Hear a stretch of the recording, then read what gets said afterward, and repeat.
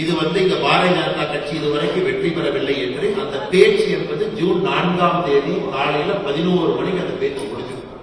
அதன் பிறகு பாரதிய ஜனதா கட்சி முழுமையாக ஒரு விஸ்தாரமாக இந்தியாவில் எல்லா பகுதியிலும் படர்ந்திருக்கக்கூடிய ஒரு கட்சி.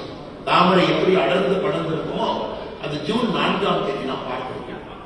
ஆனால் நீங்க நம்முடைய வெற்றியை கொண்டாடுவதற்கு நீங்க தயாராக இருக்க வேண்டும். பாரதிய ஜனதா கட்சி 3வது முறையாக ஒரு சரித்திரமாக நம்முடைய தேசத்துல 10 ஆண்டு காலம் ஆட்சியில் இருந்து ஆன்டி இன்குபன்சி என்பதை உடைத்து ஒரு தனி மனிதன் இவ்வளவு பெரிய கூட்டணி அவருக்கு எதிராக சேர்த்து இந்தியாவில் இருக்கக்கூடிய எல்லா கட்சிகளும் ஒரு தனி மனிதனை எதிர்த்து கூட்டணி அமைத்து அப்படி இருந்தும் கூட 3வது முறையாக இன்னும் அதிகமாக இன்னும் வலிமையாக இன்னும் இந்தியாவில் எல்லா இடத்திலும் கூட ஒரு புலிப்பாய்ச்சலால் பாரதிய ஜனதா கட்சி 3வது முறை ஆட்சியில ஜூன் 4ஆம் தேதி நாம் அமரத்தான் போகின்றோம். அது எந்த மாற்றத்திற்கும் இல்லை.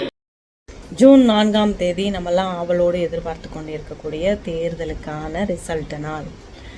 திரும்ப சொல்கிறது ஒன்று தான், 400 சீட்டுக்கு மேலே கண்டிப்பாக கிடைக்கும். இவங்க இவ்வளவு கன்ஃபார்மாக சொல்கிறத பார்த்தா ஓட்டு மிஷின் எல்லாம் வாங்கிட்டாங்க போல. நிறைய பேர் புக் மார்க்லாம் பண்ணி வச்சுருக்காங்க என்னை கலாய்க்கிறதுக்காமா.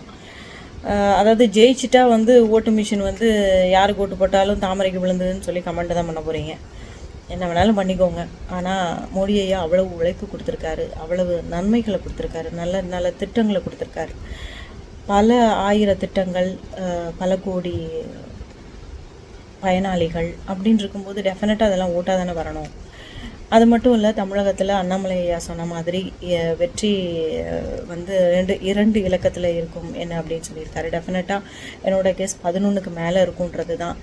என்ன வேணாலும் சொல்லிக்கோங்க, நல்லது செய்யணும் அப்படின்னு சொல்லிட்டு கஷ்டப்படக்கூடிய இந்த பாரதிய ஜனதா கட்சியும் அதனுடைய தோழமை கட்சிகளும் எத்தனையோ விமர்சனங்களை தாண்டி வேலை செஞ்சிட்ருக்காங்க. அவங்க இன்னும் தொடர்வார்கள், செய்வார்கள்.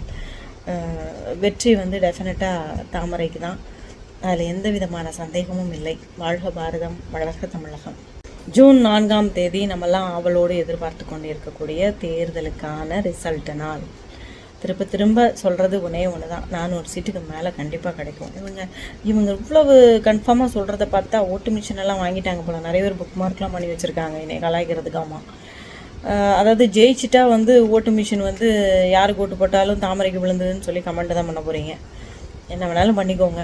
ஆனால் மோடி ஐயா அவ்வளவு உழைப்பு கொடுத்துருக்காரு, அவ்வளவு நன்மைகளை கொடுத்துருக்காரு, நல்ல நல்ல திட்டங்களை கொடுத்துருக்காரு. பல ஆயிரம் திட்டங்கள், பல கோடி பயனாளிகள் அப்படின்னு இருக்கும்போது டெஃபினட்டாக அதெல்லாம் ஓட்டாக தானே வரணும்.